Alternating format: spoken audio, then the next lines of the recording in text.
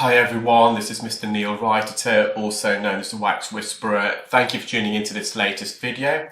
We have another very interesting case. We have a young lady who attended reporting a blocked right ear.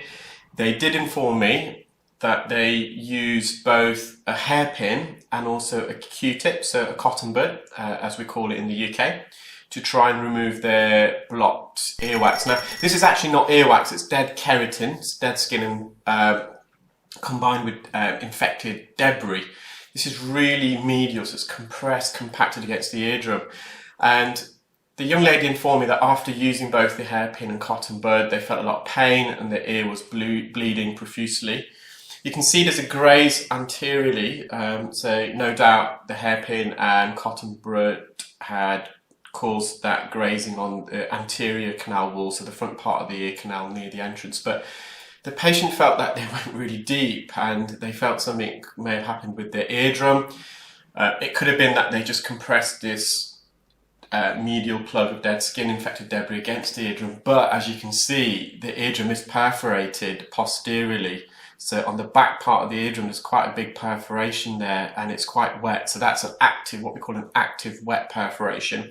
Because of coronavirus, we don't want to be doing any more suctioning, especially. We wanted to leave this because COVID can actually exist in the middle ear. It can enter the middle ear via the back of the nose, the nasopharynx, up the eustachian tube, behind the eardrum. If we start suctioning this, we label that as a airborne generating procedure, so we've got to be careful. So we just left it as it is, and I've just taken a still image of that and you can see this perforation. So it could be a number of things. It could have well been that the cotton bud, the Q-tip, as well as the hairpin had pierced, punctured the eardrum.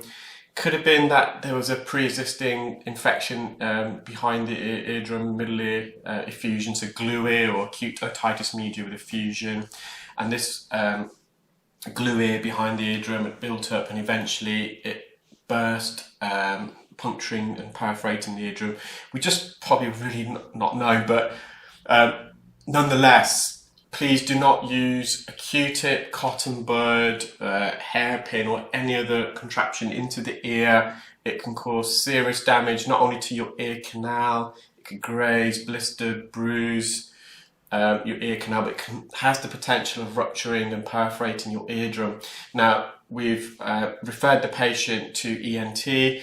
Sometimes with perforation, especially the more younger you are, they can spontaneously heal. It can take up to 6 weeks, but obviously we've just advised the patient, do not use anything else in the ear.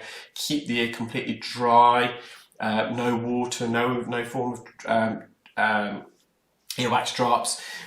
Sometimes doctors can prescribe non-ototoxic medication for perforated eardrum. So many of the antibiotics that are prescribed for an outer ear infection, they're what we call ototoxic. So they have the potential of causing temporary or permanent hearing loss if they enter the middle ear and come in contact with the organ of hearing, the cochlea and the inner ear. But there is a couple that you can safely use if you have got a perforation, so they're called non-ototoxic. So ototoxic means can cause damage. The toxicity from the medication can cause hearing loss. I hope you enjoyed that video, guys. I shall speak to you all soon. Bye.